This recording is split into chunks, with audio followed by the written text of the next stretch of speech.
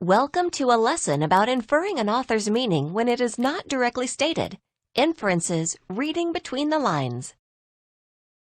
Sometimes authors only imply what they mean. They suggest an idea through the use of details that seem to point to that idea, but they don't come right out with it. When authors do this, readers need to infer the author's meaning. This involves recognizing the implication the details seem to suggest. Some inferences are valid, meaning that the details support them. Invalid inferences, however, read meanings into the text that just aren't there. By the end of this lesson, you'll be able to define the terms inference and implication. Examine the role of inference in reading. Distinguish inference from implication. Compare and contrast reading at a literal level to reading at the level of implication and inference.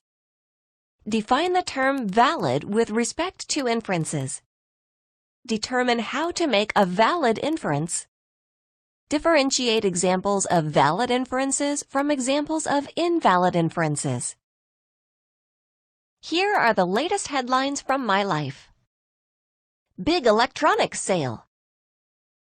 Getting excited for a new TV. I'm not seeing the bargains I thought I'd see. I was excited about a big sale because I'm in the market for a new TV, but the advertisement is making the sale out to be better than it is. Our TV is really old and the picture isn't very good anymore.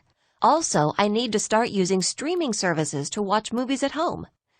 And the red box at the grocery store is always so busy and picked over by the time I'm on my way home at the end of the day. To do streaming, though, I need a new TV. My current TV is so old that it's not even HD. This past summer, I worked as many hours as I could. All that overtime allowed me to get ahead on my finances for the first time in a while. I'm working on paying down my credit cards and all my bills are paid. And I've even got money in the bank. I could afford a new TV, but I can't go crazy. I need to be careful to get a TV I can actually afford. A big sale at an electronics store in my neighborhood sounds promising. The ad promises huge savings on the best name brands with all the latest features. Sounds good, right? The problem is that when I get to the store, none of the best TVs seem to be on sale. Or if they are, the discounts aren't that great. The stuff that's on sale with the biggest discounts is all off-brand merchandise. I was hoping for a Sony or a Samsung, not some no-name brand. I read the ad a couple times, and it definitely seems to say that the big brands would be on sale. I need to figure out if there's a mistake, and if not, if I can get the features I want with a TV that is on sale. When a piece of writing implies something, it doesn't come right out and say it. It suggests an idea. If I make an inference, it might not be valid because the details in the writing might not support the inference. But a piece of writing can also imply something to be deceptive, so I have to be careful. Sometimes the implication is there, but it's phony. This is what I've learned. Sometimes authors imply meanings that readers can infer by looking carefully at the details.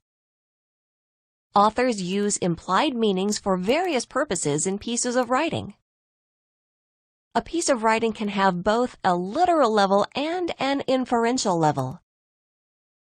Reading at the literal level is different from reading at the level of implication and inference. Some inferences are invalid because the details of the writing don't support drawing such conclusions.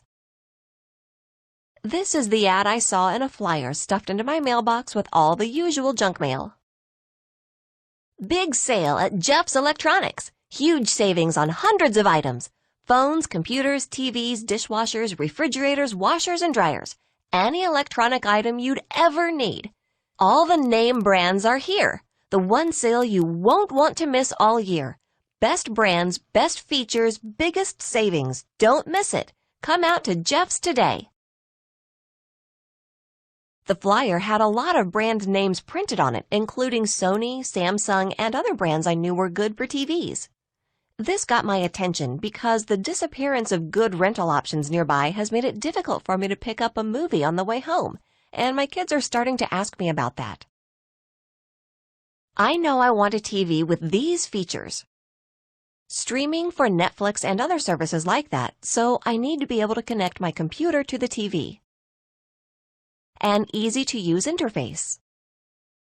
At least 50 inches, because every time I see a big TV at someone else's house, I'm envious. Full high-def picture. A connection for my smartphone, which my friend Josie tells me she uses all the time on her TV to show people photos and silly YouTube videos. I can be somewhat flexible on a couple of these features, but if I'm going to spend the money, I want something I'll really like. I also want a name brand I've heard of. Unfortunately, going to the store was a big disappointment. The name brands were all there, but the discounts on TVs from the best brands were either tiny or non-existent. $20 off here, nothing off there. The big discounts were all on off-brand TVs. I could have bought one of those for half off, but if I wanted a TV from a brand I recognized, I was going to have to pay full price, or close to it. I guess I could just buy a generic brand, but it's really hard to believe I misread the ad that much. Looking at it again, though, I think I see the issue. The ad made an implication. I made an inference. My inference was reasonable, but the ad was being sneaky. What do I mean when I say that the ad implied something? I mean that the writer of the ad chose particular words and associations to suggest an idea that he or she didn't directly put into words. Take another look at the ad. Big sale at Jeff's Electronics. Huge savings on hundreds of items. Phones, computers, TVs, dishwashers, refrigerators, washers, and dryers. Any electronic item you'd ever need. All the name brands are here. The one sale you won't want to miss all year. Best brands, best features, biggest savings. Don't miss it. Come out to Jeff's today. Do you see how the ad mentions big savings and name brands? The ad creates an association between these two things. Look at this part. Best brands, best features, biggest savings. This definitely creates the impression that the biggest savings are going to be on the best brands with the best features. The ad doesn't directly say that, but it definitely suggests that's the case. It implies it. I made an inference, which means that when I read the ad, I caught the suggestion that all the big name brands would be on sale. The ad doesn't really say that in so many words, but that definitely seems to be the implication. And sure, some of the name brand items are on sale, but not for very much. The big sale is mainly to clear out a lot of no-name, off-brand merchandise. Maybe my inference was off base, but I don't think so. Inferring an author's meaning is basically reading between the lines. It's drawing a conclusion about what someone isn't saying based on what they are saying. I think the intent here was to create the impression in the minds of people like me that this would be a big sale of name brands. You can't accuse the store of lying, at least not on a literal level. They never said straight out that there would be a big sale on all the name brands.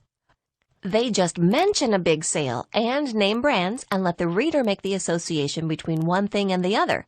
They are being sneaky, but the lie isn't literally stated. Okay, but what's the difference between an implication and an inference? How do I tell one thing from the other? An inference is something the reader makes.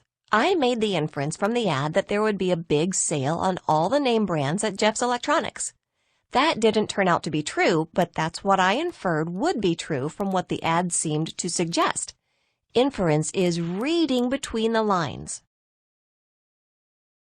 An implication is something the author makes. I do think the person who wrote this ad copy was trying to imply that the big sale would involve huge savings on the big name brands. The ad doesn't literally say that, but I do think the ad implied it. Implication is suggesting there is something between the lines to be read. Now, can writers sometimes accidentally suggest meanings they don't intend? Sure. Whether through clumsy writing or not thinking through what they want to say in the first place, writers might suggest meanings to readers that they would never intentionally put out there. Everyone can make mistakes like this, but I don't think that's what's going on here. I think the writer of this ad was being deceptive. Great job! You've now finished this section. Continue building your skills by moving on to the next section.